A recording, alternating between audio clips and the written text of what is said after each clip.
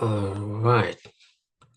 All right. Thank you, everyone. Thank you for joining us today. Again, we are the China-Uganda Research Network. We call ourselves the China-Uganda Research Network. So we are based at the Makerere University Business School in Kampala, in Uganda. So today we have a very interesting session that will be delivered by one of our really amazing guests who I'm going to be introducing in a bit. But before that, I would like to welcome Joshua, who is the Dean of the Faculty of Management at the Makerere University Business School, where this network is also being housed. And Joshua is a founding member of the network. So Joshua, if you have a word, please feel free to unmute and speak. You're all welcome. I want to introduce you to China-Uganda Research Network, a subsidiary of Chinese in Africa and Africans in China Research Network. We are located at Makerere University Business School in the Faculty of Management. We are an inclusive network that facilitates meaningful interactions, discussions, and analysis of Africa-China relations. We realize that Chinese keep coming to Africa and Africans keep going to China. So we have to maintain good cross-cultural relations between the two different groups. In our network, we promote evidence-based exchange of ideas and research dissemination. The purpose of this network is to promote China-Uganda research and knowledge exchange for informed decision-making and also strengthening the cross-cultural relations that exist between Africans and Chinese. We are honored today to have Professor Robert Wyrod, a professor at the University of Colorado, to discuss his findings that will help us to build knowledge in what we already know, so that it helps us to understand what is transpiring in the world, especially in Africa. One of our activities, two of our activities are holding webinars and podcasts. We welcome you to listen to our podcasts on our website, so that you know what we are engaged in. So briefly, that is all about China-Uganda Research Network, which is located at Makerere University Business School in the Faculty of Management, where I'm the Dean. Thank you very much, Joel, and I give it back to you. All right, thank you, Joshua, for your introduction of the network, but also for officially welcoming us to this very interesting conversation today. Welcome everyone to this insightful discussion on really China's growing role in African development, especially in Uganda. So it's an honor to have all of you here physically at the Makerere University Business School, but also virtually through this Zoom platform, where we'll be having discussions on some of these really transformative dynamics alongside our guest speaker, Dr. Wyrod. To begin with, I also would like to introduce myself. My name is Joel Odota, and I am currently in Australia. I'm joining from Canberra, and I just finished my Master of International Relations from the Australian National University. I was also in China for 2 years at the Yangqing Academy of Peking University, where I got my first master's focused on Chinese foreign policy and politics. I'm always keen on the Belt and Road Initiative, especially in Eastern Africa. And my research mostly focused on Uganda, Kenya, and a few other countries. I'm part of the Chinese in Africa, Africans in China Research Network, which is also funding this initiative. And yeah, so today's presentation by Dr. Robert Wyrod, I just wanted to introduce him to you as well. It's really a pleasure. Um, Robert is an associate professor at the University of Colorado, Boulder, in the Women and Gender Studies Department and International Affairs. He's been engaged in research in Uganda and a range of other African countries for decades. And it's indeed good to have him to make invaluable contributions to, our understanding of not only Chinese economic engagement, but also social transformations in the African region. Robert's very first book, titled AIDS and Masculinity in the African City, Privilege, Inequality, and Modern Manhood, received a wide acclaim for its insightful exploration of gender and health issues in urban Africa.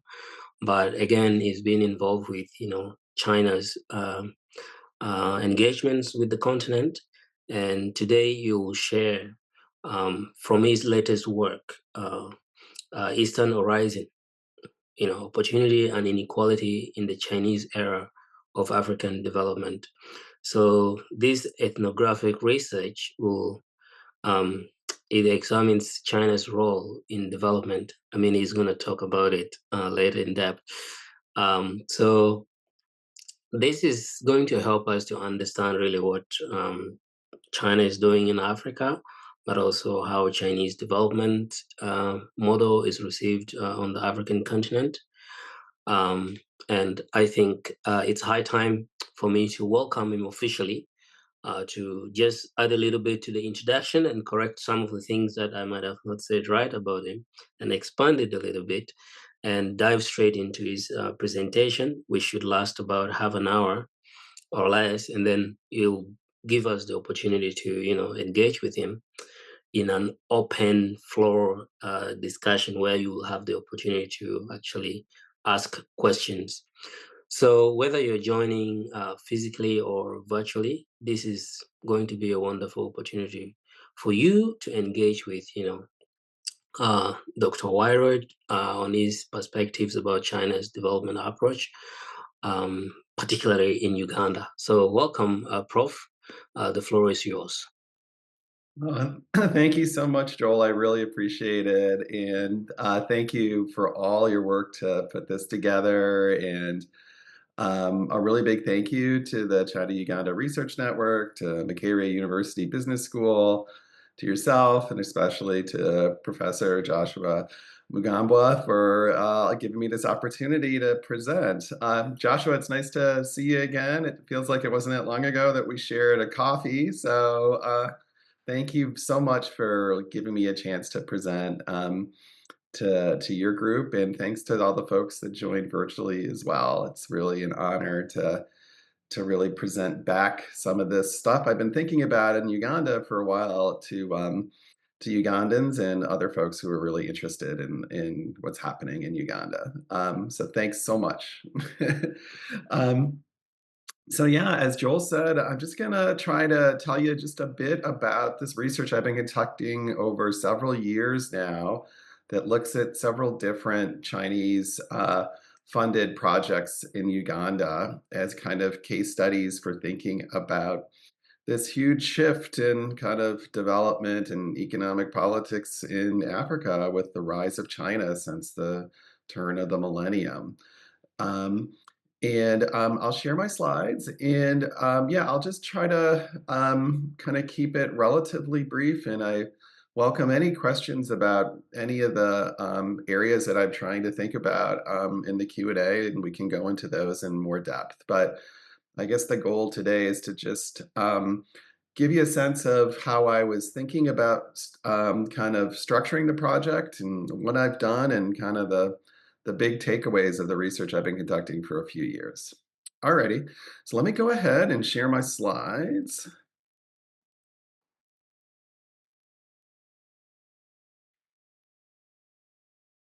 And Joel, is that looking okay on your end? Yep. Yep.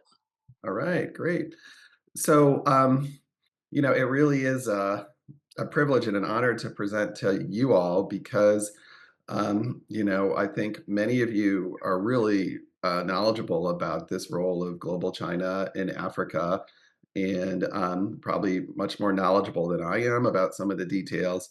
And many of you are true experts on the Ugandan context and know much more about it than me. So I really look forward to your thoughts. And I guess one of the things I'd really love to talk about together at the end is, how Uganda is, both kind of a good case for the China and Africa generally, but also what's kind of specific about the Ugandan context.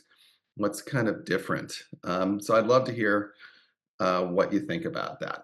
All right, so since I assume this group is really quite knowledgeable about China and Africa, I won't spend too much time up front setting the stage, but one of the things that I was thinking about when I started doing this research is trying to capture the full range of how the Chinese state, and also Chinese uh, private companies and Chinese individuals, how all of them are kind of contributing to this new era of China-Africa relations. So let me say a little bit more about that. I think when a lot of people think about China and Africa, myself included, they often think about what I would call the kind of classic China-Africa funding model. And this is one that I'm sure you're all very familiar with, where the Chinese central government partners with a particular country and provides some loans through their policy banks, and that then those loans are for a particular project, and that typically that then those projects have to use Chinese state-owned enterprises to do the work. And then this is all done as kind of this new type of South-South partnership, which is different from kind of Western development or economic assistance. And the policy from the Chinese state is very much that they don't intervene in domestic affairs. So that to me is like the classic China-Africa funding model. And I know many of you are quite familiar with how this has played out and probably have seen some of these exact slides I'm going to show. But if you kind of look at this over the last 20 years, this image just kind of shows that many African countries have received these loans. And you can see that Uganda actually is doing pretty well for a small country. And then if you look at how those loans have kind of ebbed and flowed over the years, what you see is that they kind of started a little slowly at the beginning of the millennium, and they really ramped up and peaked around 2016. And then there was a really big tapering off even before COVID. And then it really tapered off after COVID. And I think if we looked at the most recent kind of commitments, there might be a little bit of an uptick, but the general trend is this big ramping up and then big ramping down. And so then if you also then look at how this plays out in a country like Uganda, it's very similar. You see this kind of little bit of loans and then a big peak around 2015, and then this tapering off again. And so if you think about, the Chinese state capital, this kind of classic China-Africa funding model, it's kind of had these big ebbs and flows. And I will talk about this big spike. The big spike is one of the projects that I study, and I'll talk about that. And so one of the things that I wanted to try to focus on in my research is thinking beyond just Chinese state capital in Africa, and also thinking about all these other forms of Chinese capital that are also happening, and that given the decline of Chinese state capital, how those other forms of capital, are maybe equally important, and maybe where some of the most interesting action is. So just to give a sense of what I'm getting at, there's definitely Chinese province level governments that have kind of helped create partnerships and sometimes even provide a little bit of modest capital.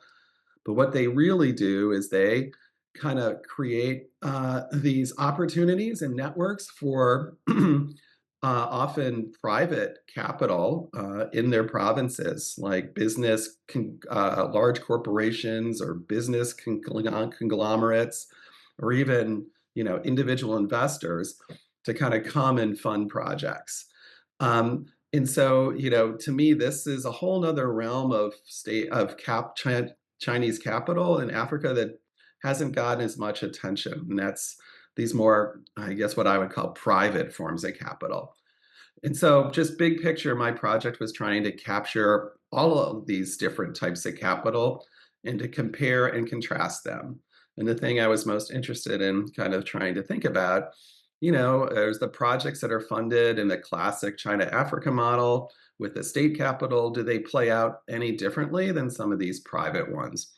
Are some of them better or worse or what? So that's kind of the structure of my project. And now I'm going to tell you about the 4 projects that I've studied and walk through each one of them, and then just tell you a little bit about the overall findings. Okay, so here's a familiar map for everybody. And those 4 pin points are the 4 different sites that I've been studying for several years now. And so what I tried to do with the sites is kind of capture a diversity of forms of Chinese capital, and then also kind of a diversity of projects. So one of them is an infrastructure project, one of them is a manufacturing project, and the other 2 are agriculture projects. And, to me, those are like 3 of the most important areas where China is kind of involved in Africa. So the first one is familiar, I think, to everybody probably, and that's the giant Karuma hydropower project in northern Uganda. And so this one is my example of a classic China-Africa project where the Ugandan government got that huge loan that you saw on the graph, a $1.6 billion loan from the Chinese Export-Import Bank, and to build the dam. And Uganda was required to use a Chinese state-owned enterprise. In this case, they used Sino Hydro to build the dam. And as I'm sure all of you know, this is, I think, the biggest and most complex infrastructure project that Uganda has ever undertaken. But I think, as you also probably know, it's been a really troubled project. And that's kind of unusual for Sino Hydro. They usually don't have so much trouble. But this project started in 2015. It was only supposed to last 5 years, but it's taken 10 years. And it was only recently, just very recently, commissioned. And then, as I think many of you know, there's been these cracks in the dam and problems with the tunnels, and a lot of turnover with the Sino Hydro management. So that's the first one, and that's the classic one. And then the next one I've been studying for since before actually it was even broke ground is the Uganda Liaoshen Industrial Park, which is in Kapeka, about an hour and a half northwest of Kampala. And this is a special economic zone model where factories are given a 99-year lease of the land and tax breaks to kind of come and set up shop. It's overseen by the Ugandan Investment Authority, And it was initially kind of conceived in partnership with a provincial government in China, the Liaoning provincial government.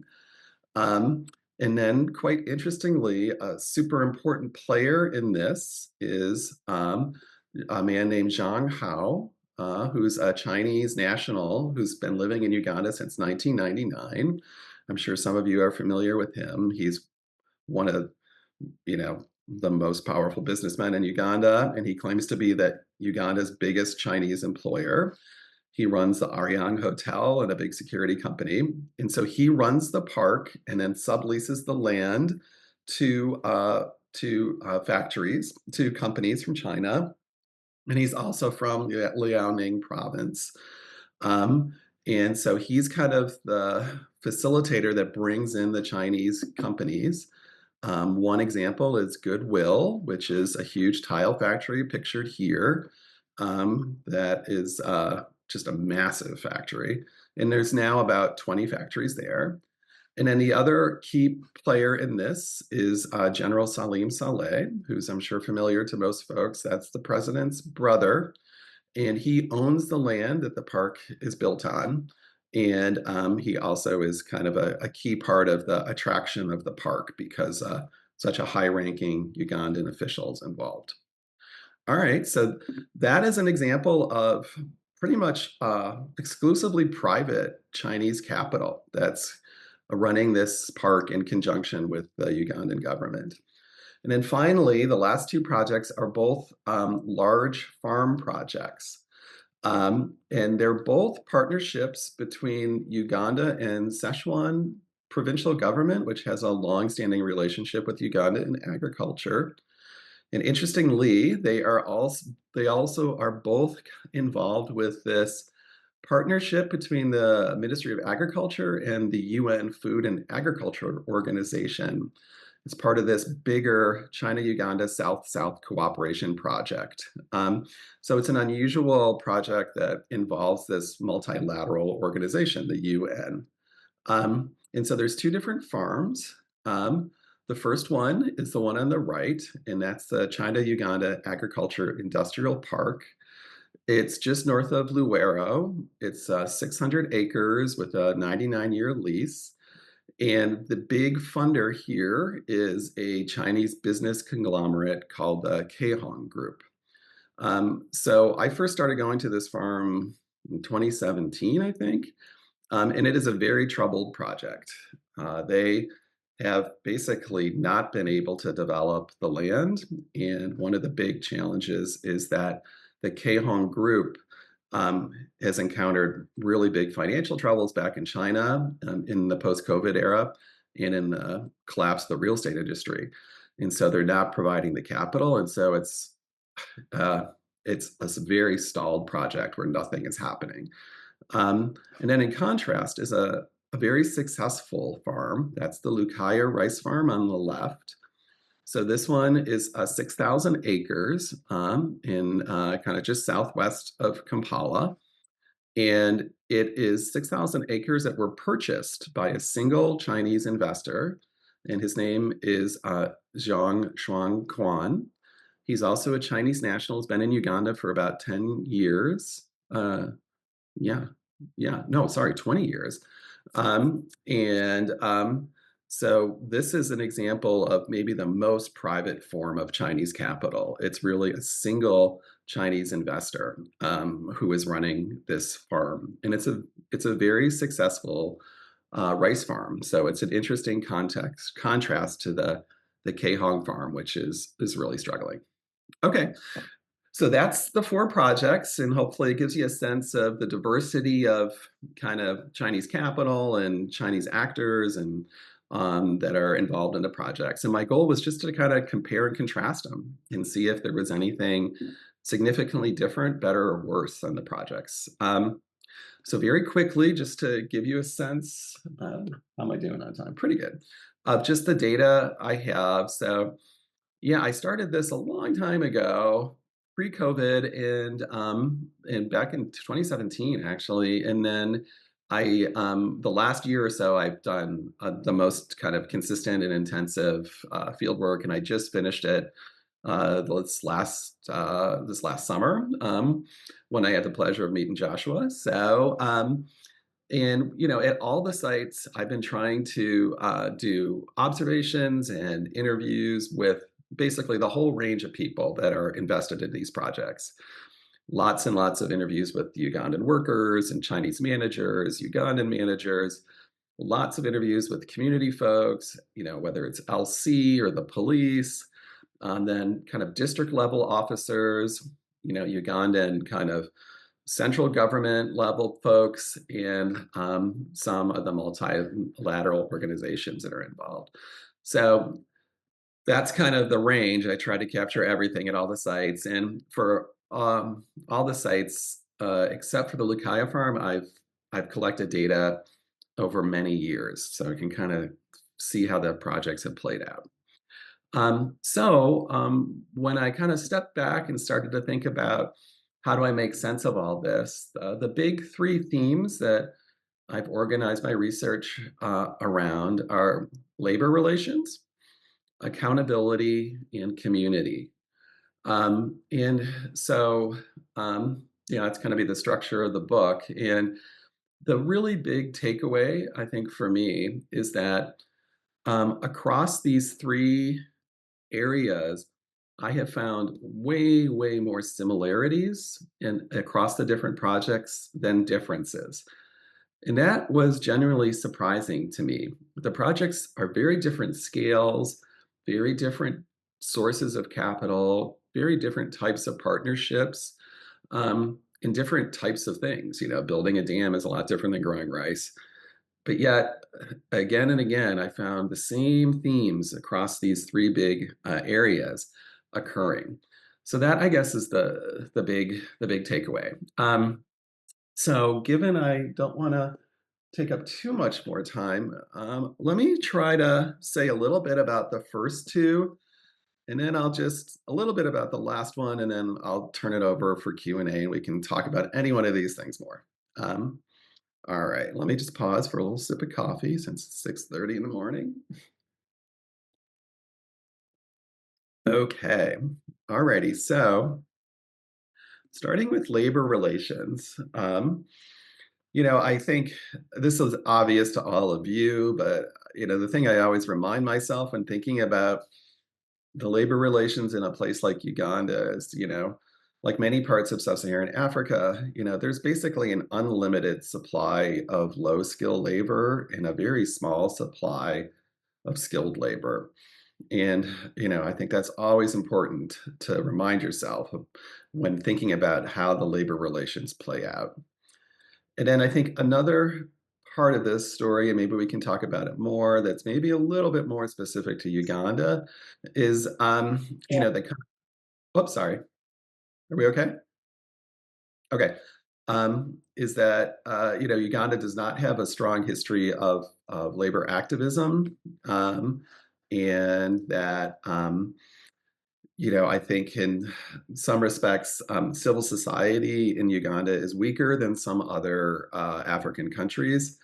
And so it makes it hard for folks who aren't in the core of government to kind of make demands on government and some of the important partners that the government has, like the Chinese government. So, I think that kind of sets the stage for thinking about maybe why I'm finding such similar stuff across the sites. So I will say, one of the things I've been thinking about is how having China involved with economic and development, how it's similar to and different than the long history that Uganda has had with the West. And one of the big things that sticks out to me is just how a lot of these Chinese projects are really producing an incredible number of jobs. There's really nothing I can think of that's comparable in terms of Western aid or Western development or even Western economic ties that's similar. So at every one of these sites, there are hundreds and at some sites, thousands and thousands of jobs that are created for Ugandans. And across all the sites, the pay is consistent. People don't complain about not getting their money by and large. at a couple of the places, there's even some modest benefits that some of the workers have. And I think, what's especially important is that a lot of these jobs are very long term for Uganda. Um, Many of the workers I interviewed, say at Karuma, have worked there for years, like almost the whole duration of the project. Um, but at the same time, as I'll talk about too, those jobs can be precarious. That people can get terminated kind of without a lot of reason. And then, like in the case of the Kehong farm, when the Chinese funding dries up, the jobs are gone. But there's a lot of good in terms of long-term job creation, and that's really important. But it is kind of balanced out by the bad of the labor relations. So, kind of across the sites, with the exception of one that I'll talk about, um, um, all the sites, all four, have very long work hours with very little time off. The pay across the board is low. There are serious penalties if you miss work. Even at a site like Karuma, there's inadequate safety measures. There's very little training and advancement at any of the sites, and people are easily terminated or replaced. And I think, that type of labor other people have talked about it as kind of a Chinese model for how workers are expected to work. And some people have referred to it as this Chinese eating bitterness model, where you work really hard, long hours in the short and medium term for what you hope is a big payoff later in your life.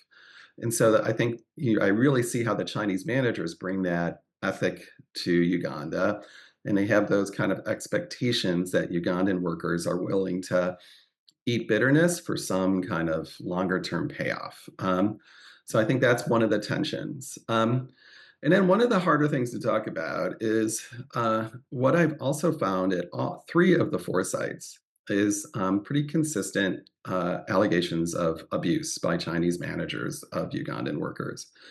So there is a consistent theme of verbal abuse by Chinese managers. And at some of the sites, there have been repeated, kind of consistent allegations of physical abuse as well. So that really stuck out at me, that this consistent theme of abuse that Ugandan workers feel that they face. As I said, it's only three of the four. It's not the Lukaya rice farm, which is interesting, and I'll say a bit more about that later. But a little kind of to think about like why that's happening. Certainly the issue of the language barrier is one. It really makes it hard for people to interact. And then there are these intense work expectations. And then there's very little social interaction between the Chinese managers and the workers, very, very little. And then, more recently, I've been asking a little bit more directly, if workers think that racism plays a role. And yeah, some people feel like, racism is definitely part of the story as well. So there's the good, and then there's the consistent bad. So yeah, I'm just keeping an eye on the time. And yeah, so here this is just a picture I took inside the Karuma mine. And I don't know if anybody else has been in there, but it's just unbelievable, these huge tunnels. It's really tough work. But the project has employed at its height for many years in a row, 6,000 Ugandans, mostly men. And it's really tough work, but people have worked on the project for years. But this issue of physical and verbal abuse has been a very consistent theme from my interviews with many, many, many, many, many workers over the years. And then these issues play out differently in different contexts. The Ugandan Liaoshan Industrial Park, there's similar issues, but one of the complications is that each factory very much kind of operates as its own world. And so the conditions I found varied from factory to factory. Some of the factories had, better kind of policies and less abuse, and others, were really consistently problematic. And so there was a strange way that to understand what's going on in the industrial park, you really got to go to each factory and talk to those workers and managers and try to figure it out. There was no unified kind of set labor norms. Yeah, and then and then just at the farms, I think the twist with the Hong farm is that, because of the financial problems of the Chinese funder, the biggest issue was like people were mad the jobs never came. They were promised these jobs, but they've never come. And so mostly the community's frustrated that, the promises weren't kept. And then I'll just say, a word about the outlier, which is the Lucaya farm. So, this farm labor, as all of you know, right, is really tough. They're out there in fields like this, in the hot sun. There's no shade, bending over, doing this tough manual labor. But yet I found that the workers were generally happy. And they were especially fond of their Chinese managers. And the big difference in that one was that nobody reported any abuse, verbal or physical. And so, I interviewed the Chinese managers and I've interviewed the owner. And I think, the thing that sticks out for me is, the owner really feels like he's more Ugandan than Chinese at this point. He said he was thinking about trying to become a Ugandan citizen.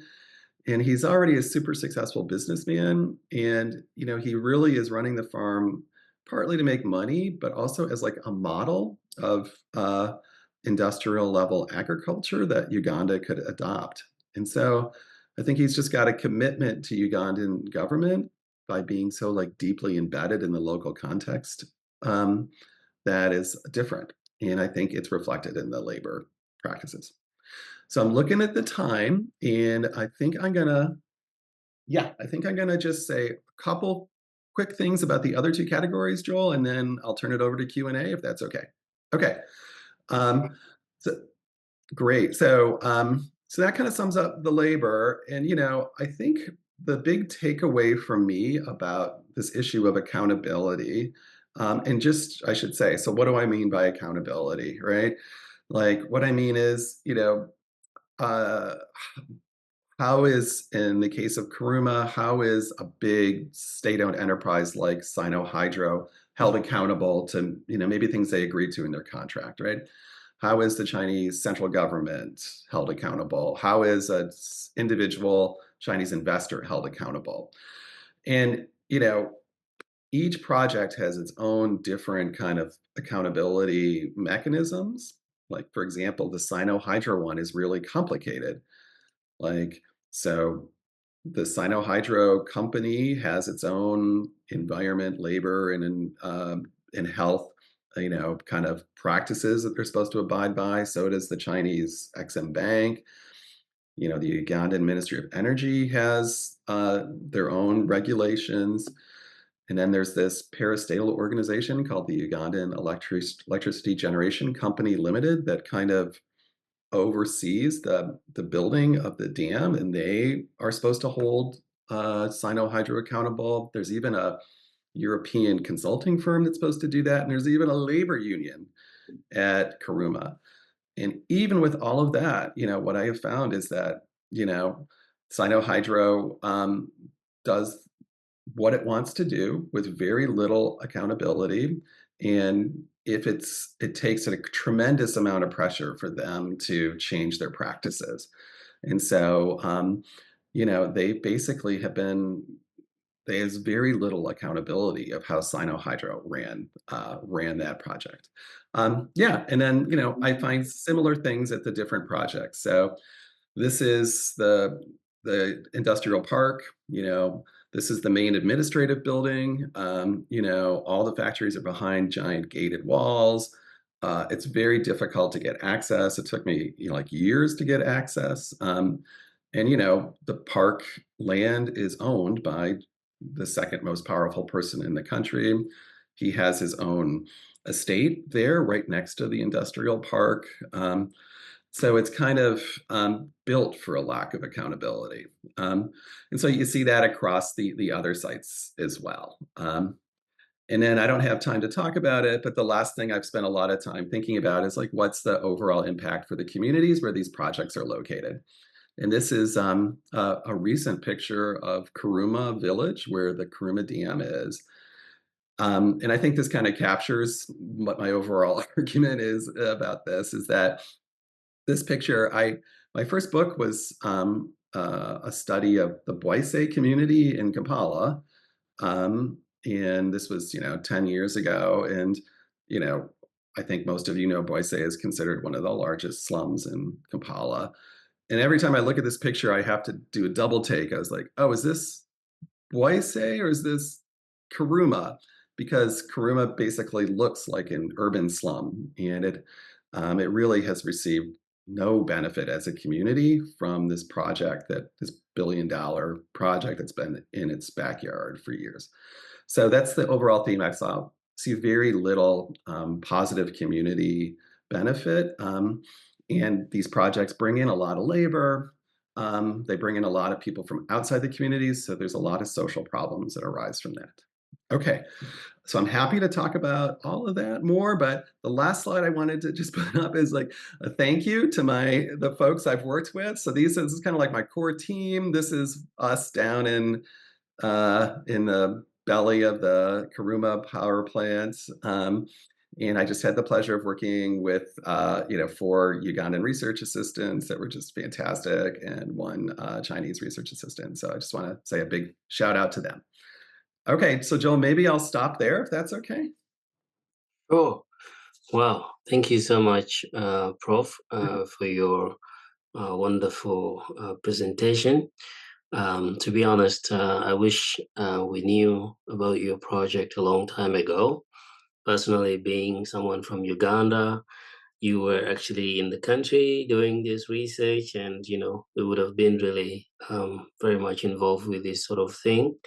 I come from northern Uganda, so Karuma Bridge is actually our only pathway to reaching the north. And by the way, that bridge is down at the moment, so it's been closed.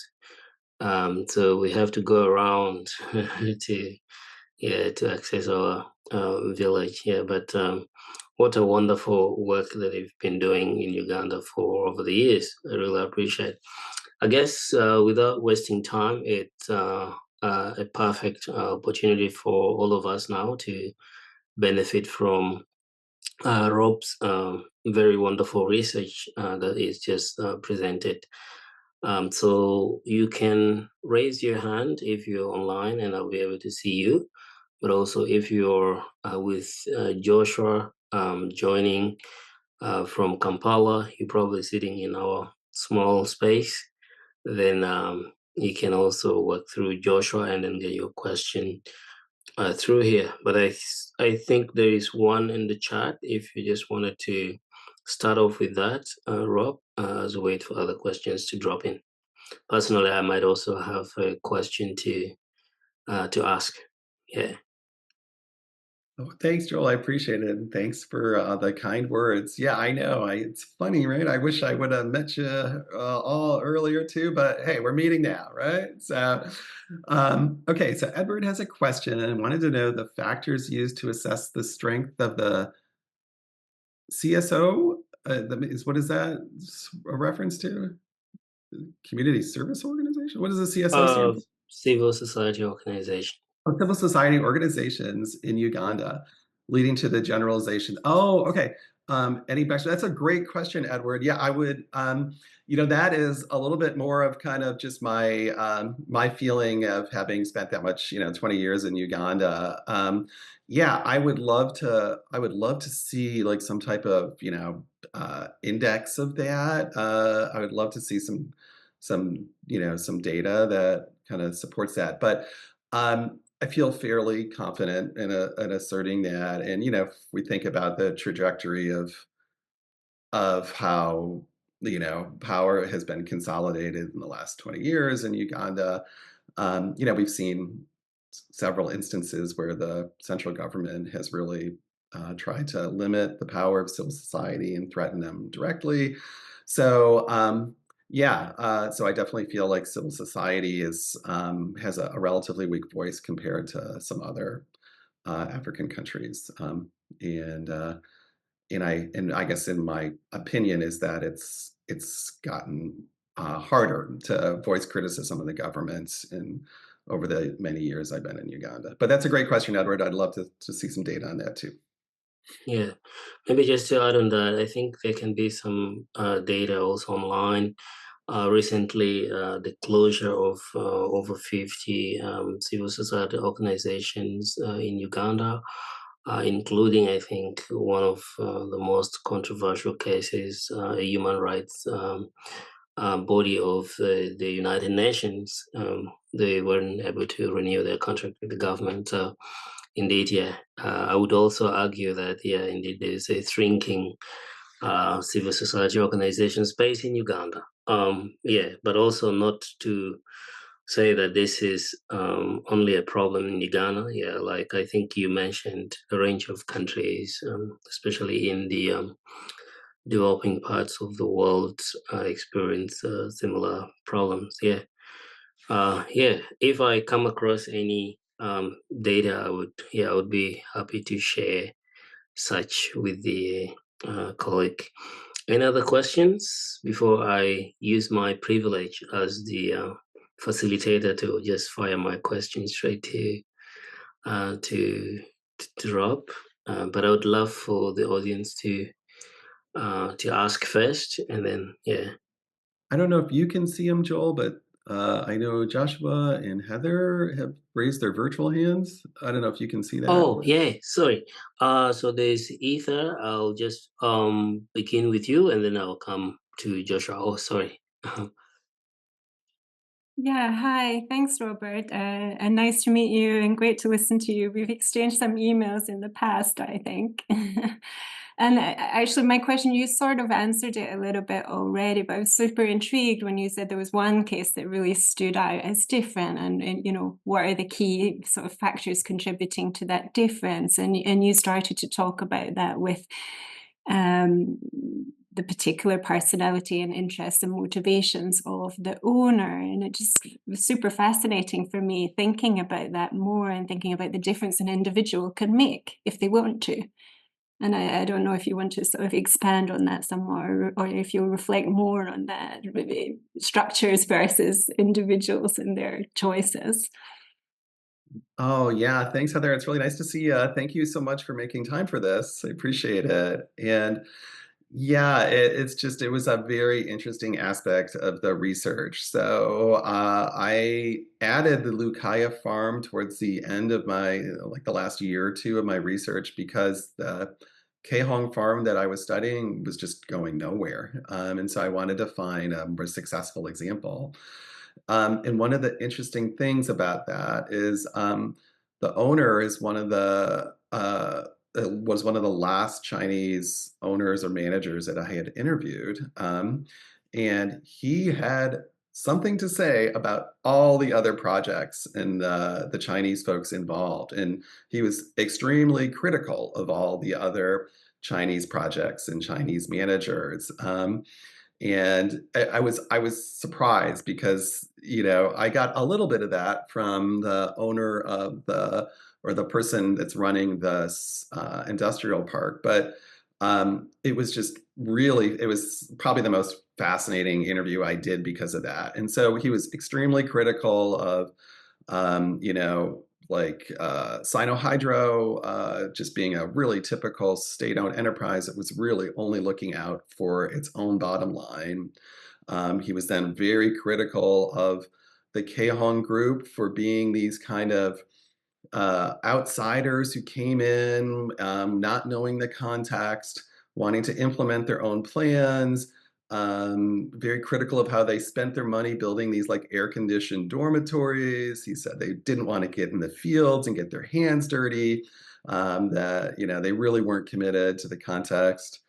And then he was very critical of the man who's managing the industrial park he said, yes, he's also been in Uganda for a very long time, like me. He'll say that his project is about Ugandan development, but it's not. He's actually very much a businessman, and he's making a lot of money subleasing the land. And so it was just very interesting to hear a very powerful Chinese, person kind of being so critical of the other Chinese folks for their lack of true engagement in Ugandan development.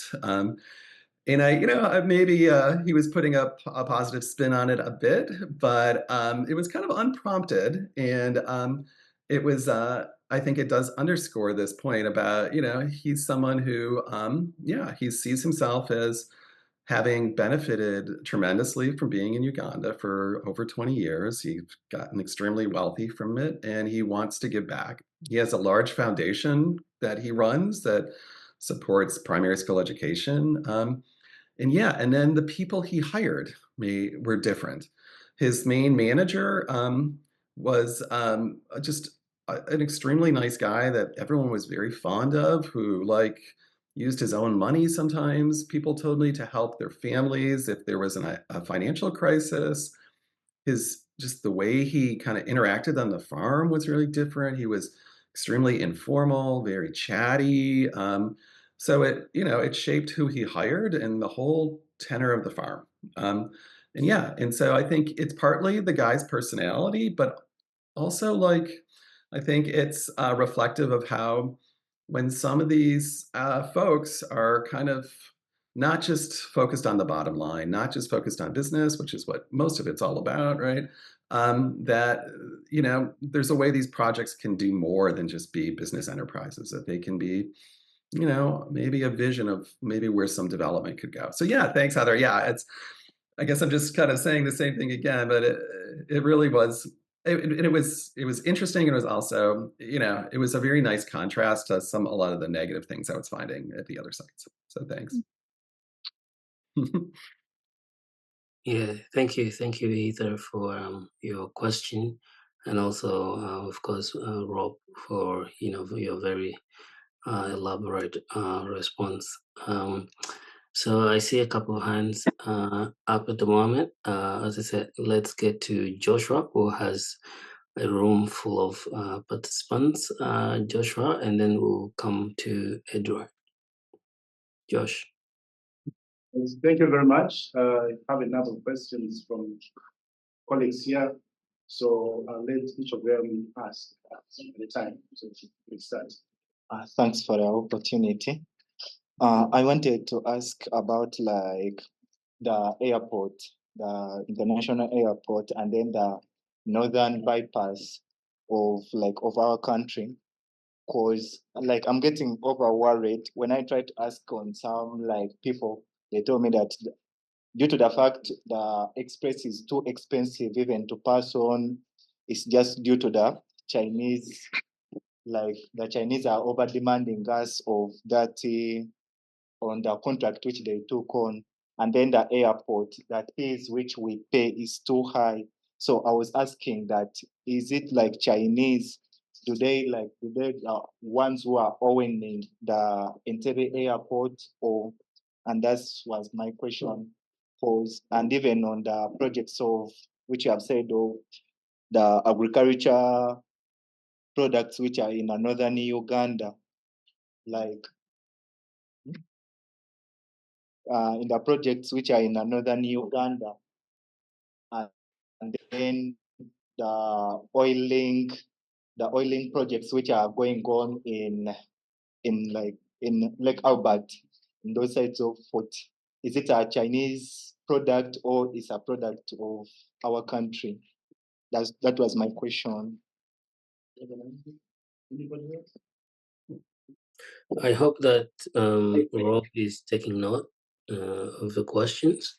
I can, if you want me to just remind you. I also wanted to ask something about accountability. We note that most of the projects that are being done, the quality is not very good. Say the dam now.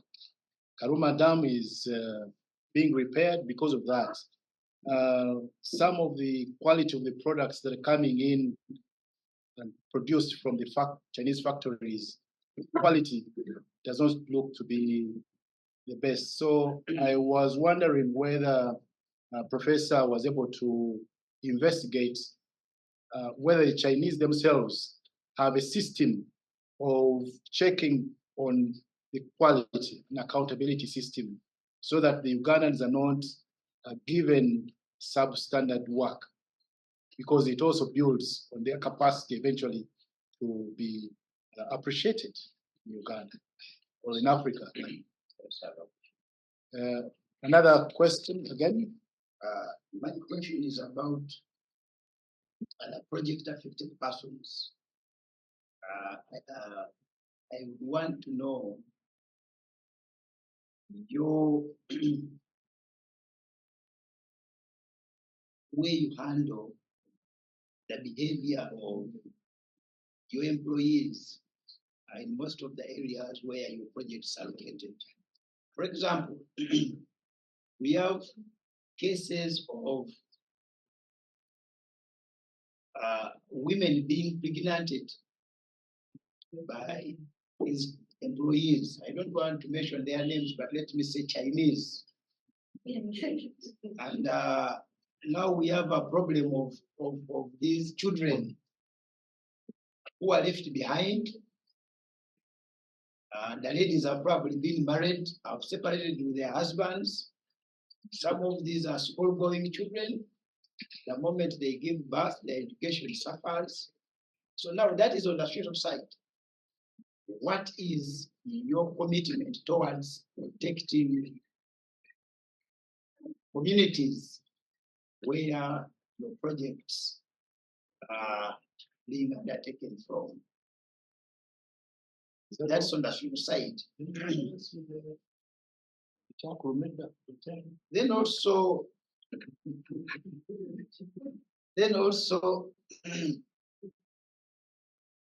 on the issue of technological transfer, the communities where you are operating, do you have a mechanism of uplifting in terms of technological transfer of those individuals or members of the communities who are working in the project, such that by the time you leave, they have something they've picked and they can use to benefit themselves in other projects elsewhere? Thank you. Okay. All right.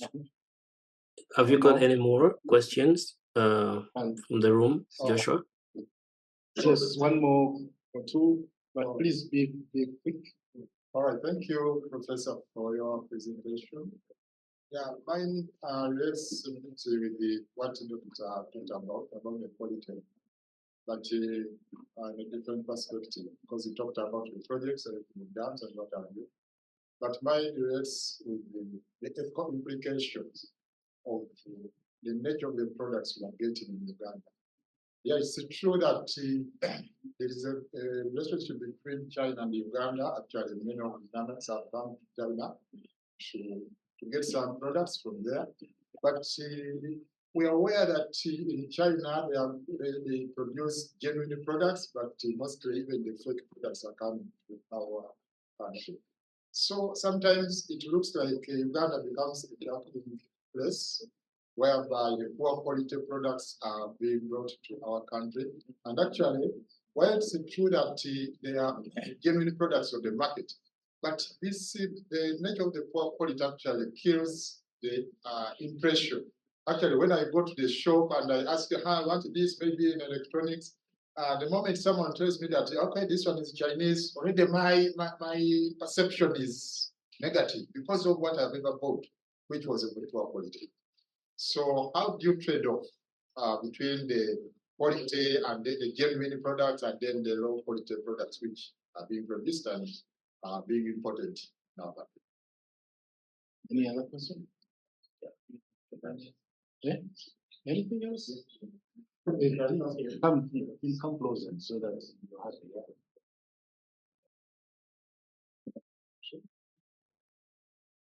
to. Thank you so much. I do have only one question.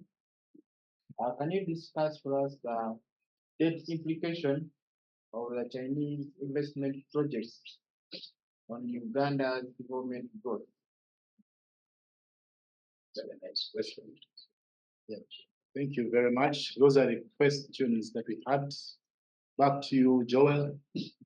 Thanks, Josh, and thanks everyone who was able to ask questions from the ground.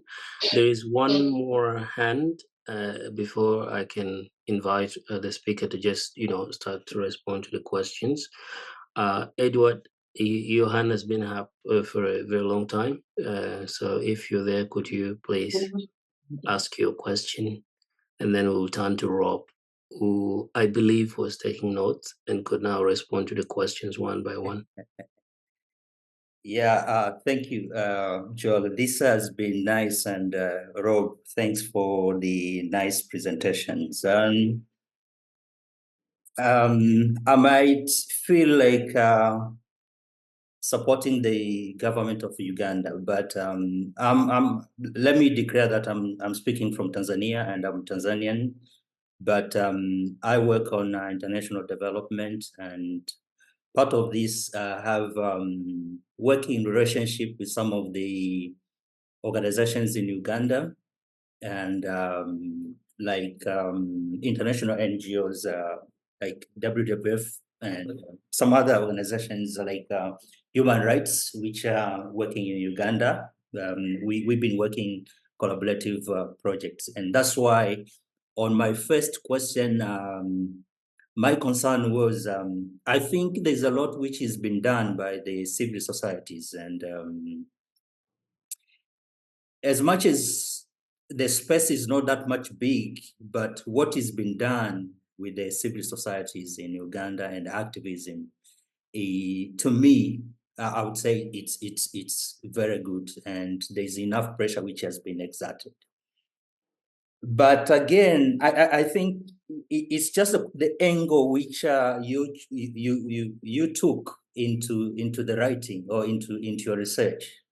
That's why I was asking in terms of benchmarking and the comparatives, because what is happening in Uganda as of now with the Chinese in Uganda, we see also is happening with the Chinese in the US. We see also the Chinese in Europe. So Chinese, they are everywhere, and what they are doing in Uganda is not unique. What they are doing in Western, in Europe, or wherever. And actually, these are international development policies. It depends on what someone decides, or what a country decides, or what a nation decides. And so I'm looking on that perspective that these are international development aspirations, and the way they approach, each country approaches in a different way. Now, coming to Uganda, like why we see what is happening in Uganda or in everywhere else, it's all about, to me, it's all about what has been, how people conceptualize development. Because when you conceptualize development, it's all to individuals, it's all to organizations, it's all to the community. You may ask yourself, why, if these people are tortured, if all these bad things are happening to these people, why are they sticking with the organization, with an individual for so long, 10, 5 years, 20 years you've been in Uganda? This is how people conceptualize development, because sometimes it's better the devil you know than the devil you don't know.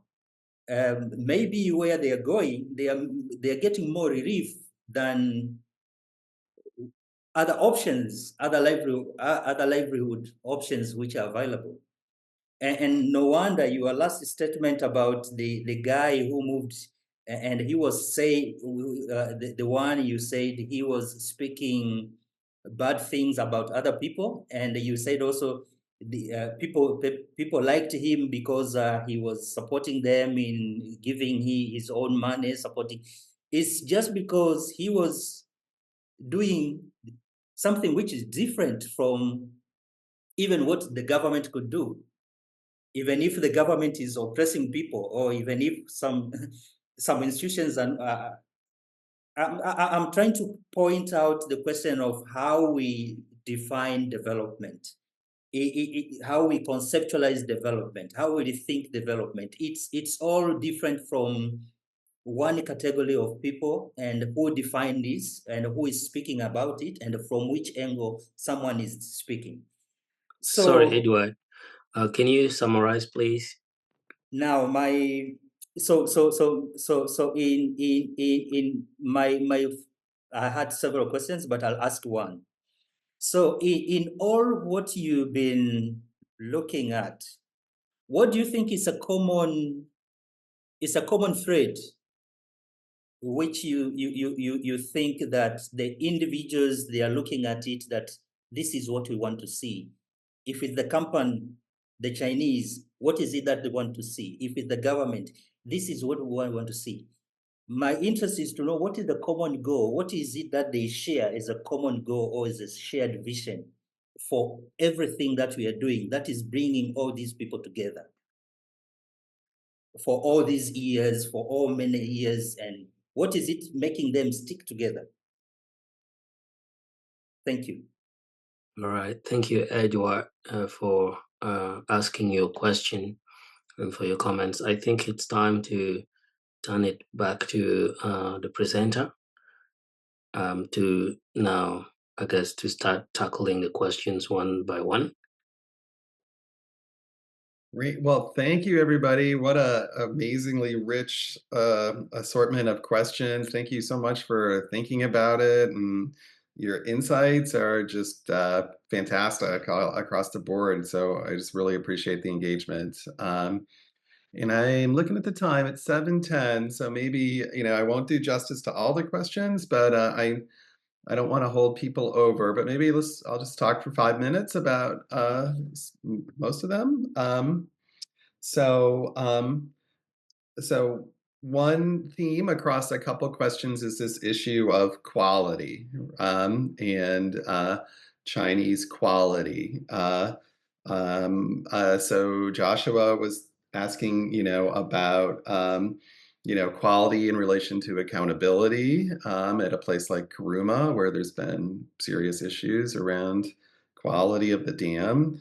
And then another person was just kind of mentioning that general perception in Uganda, which I hear all the time, right, is that you're flooded with low quality Chinese goods. And so, yeah, this kind of prevailing perception that China's doing stuff on the cheap. And yeah, and I'd say, I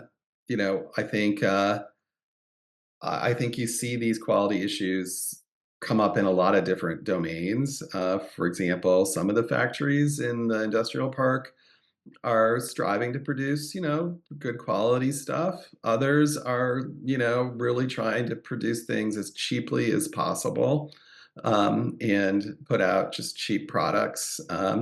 And so it really varies. But the Karuma one is to me kind of the most interesting one. And one of the, I think, interesting perspectives on this is I was able to talk to the highest ranking folks at the Ministry of Energy in charge of the Karuma project, including the guy that's basically been overseeing the project for its entirety at the Ministry of Energy. So he's a very high-ranking Ministry of Energy official, and he's a super smart guy and very savvy. He's he putting a positive spin on the project. But I talked to him several times and kind of pushed him a bit about what he found frustrating about the project. And the way he put it was that he felt like these problems with the engineering and construction of the dam were not surprising to him. And he felt like when China signed the contract and the Sino-Hydro was assigned to the project, he felt that because it was a project in Uganda, that Sino-Hydro didn't send their top people, that they sent their B team. And he said that they were seen as kind of not a super important market. And he said he felt, and he was an engineer himself, he felt like that the engineers were lower quality, that they were sending people who didn't have a lot of experience. And that was true for the on-site management as well. And so for a guy who didn't really want to say anything bad, he said he was very frustrated with how he felt like Uganda was seen as like, not a super important customer, and they can kind of send their low quality team. And he said it wasn't surprising. And then I asked him, there's another bigger dam that's planned in Uganda, and he'll probably oversee that. And I was like, and I asked him, do you want to have Sino-Hydro, and do you want to work with China?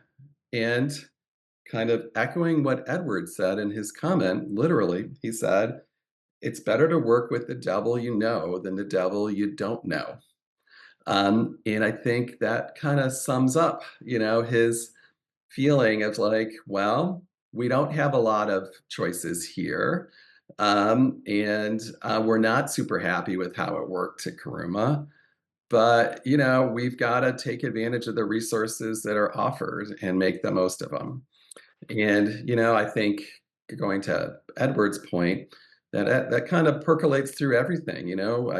When I talk to the lowest skilled worker at the farms, people with primary school education at best, I'm like, wow, these wages are terrible, right? And this work is hard. Why do you do it? He's like, well, I left Southwestern Uganda because we couldn't find any job that was consistent. And so this is a much better opportunity for me. And I'm actually excited about being able to take advantage of it. So an interesting tie-in between the quality issues and the bigger point that Edward was making. Sorry.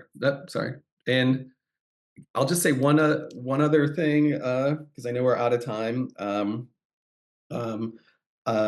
I definitely also appreciate Edward's points about the really heroic work that some civil society folks can do. There was a tiny human rights organization that was trying to organize labor at Karuma over the years, and they did actually help organize what were wildcat strikes, like completely unorganized strikes, where they shut down the construction. And from my perspective, those are the only things that ever got Sino-Hydro to change their practices a bit. And if it wasn't for some of these super brave folks trying to organize around these labor rights violation issues, it never would have happened. And then finally, just for the sake of time, somebody mentioned this issue of Chinese babies.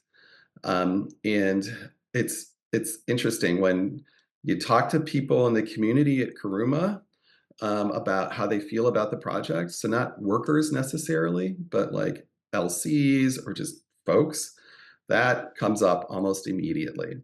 And so there was a period where there were some Chinese low-skilled workers that were brought in from China to work on the dam. And some of those folks did have relationships with Ugandan women and had children, and then went back to China and abandoned them. And I've interviewed, I think, 5 mothers who are single moms with, Chinese Ugandan babies. So, it's a phenomenon at Karuma. It's talked about at other sites in Africa as well.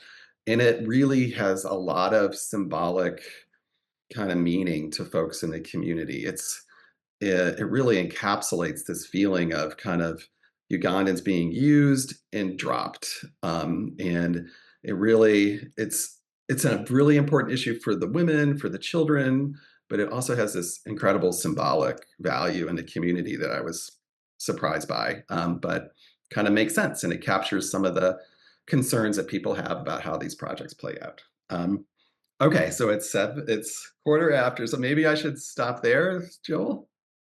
Yeah, thank you so much. I think what you just reacted to, I mean, the Ugandan Chinese or Chinese Ugandan babies, I think that caught my attention. That reminded me of field work that we did in China to Guangzhou as a class, and we were looking at African migrants, especially in the Guangzhou. And we had some interviews as well. How African Chinese kids are kind of perceived, within the Chinese society, and I think, yeah, you also mentioned just the Chinese abandoning these kids. Yeah, I think it has a lot to do with culture, because we sat in one of the universities. I think that was Jinan University in Guangzhou, and one of my Chinese professors mentioned that, look, really in the community, what we think is that if you're not born Chinese, you will not be Chinese. Trying to react to why these African Chinese kids never get citizenship or acceptance in the community. Yeah, so it's really a very complex situation. I guess there are a lot of questions, but due to time, friends, unfortunately, we may not take any more. As for me, I just wanted to say thank you, everyone, for joining us this afternoon or morning, depending on where you're joining from, and also for engaging, so thoughtfully with the presenter, Dr. Wyrod, who presented his very amazing fieldwork done over, 2 decades. And really, I also had questions, but I just wanted my audience to benefit more from this expertise that Rob has just presented and his experience. But yeah, it's clear that from today's presentation, China's role as a development partner in Africa is really complex. It's actually as complex as it's transformative. So yeah, it's really interesting to see all of these questions. Indeed, this research not only sheds light on these sort of dynamics, but also it should challenge us to think critically about how African nations like Uganda can navigate partnerships with China and maximize positive outcomes. My work has mostly focused on African agency in international relations. So whether it's African nations working with China or the United States or anybody, I've always been for how can Africa leverage all of these partnerships and fix the problems that it's trying to fix. So yeah, on behalf of the China Uganda Research Network and on my own behalf, I'd just like to extend our sort of deepest gratitude to the presenter, but also to all of you for your participation. Let's continue these discussions and conversations on these topics, at professional and academic levels in our networks. And I would also like to invite you to engage with our content on social media. We have a website, www.chinauganda.org, and we are found on LinkedIn, Twitter, and Facebook. Thank you once again, and I look forward to future discussions. You'll receive emails from us from time to time if you've subscribed. If not, please go to our website and send us an email so that we can add you to the mailing list, so you know what's gonna happen when and how. So, Rob, I'll turn it back to you to just say your final remarks in a minute. I know you've pretty much finished everything, and then I'll let Joshua disperse this gathering. And as for me, it's midnight. It's nearly midnight. I have to go to bed. And good morning to you, and good afternoon to the rest. Oh, thanks so much, Joel. I'll just say thanks to you. Those were fantastic closing comments, I thought. So, wow, thank you. So thoughtful and sums it up so well. So, thank you. And thanks, everybody. It's really wonderful to talk about this. And I hope we can all share a meal in Uganda at some point. So, just a big thanks. And I'll turn it over to Joshua. Thank you.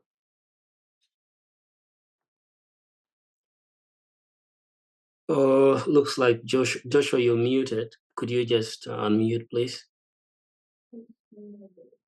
Thank you very much, Professor Wyrod, for the presentation. We are very happy. We are also appreciative of all the people that have logged on online and also one that I come here physically. We shall continue discussing China-Uganda relations issues, but based on data and research, so that we can inform decisions and policy. We are also still open to any people who might have work to share. Please get in touch with us so that we can have this discussion flow. Thank you very much, all of you, and I wish you the best. Thank you. Goodbye.